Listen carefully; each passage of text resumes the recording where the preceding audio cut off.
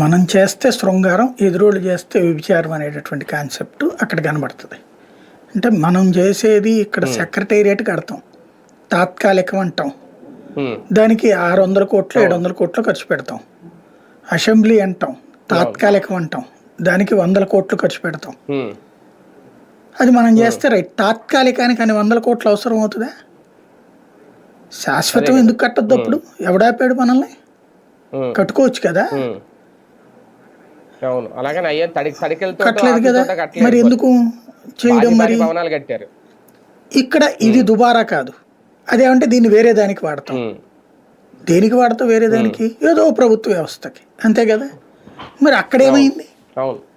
నువ్వు కట్టిన దానికంటే సెక్రటేరియట్లో కట్టిన దానికంటే తక్కువ రేటుకి అక్కడ. ఇప్పుడు అక్కడ ఏంటి, సీఎం క్యాంప్ ఆఫీసు ప్లస్ మొత్తం అన్ని ప్రభుత్వ విభాగాలు కలిపి నడిచేందుకు అక్కడ.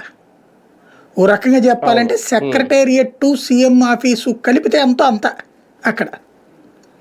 సెక్రటేరియట్ టు సీఎం ఆఫీస్ కలిపితే అంత.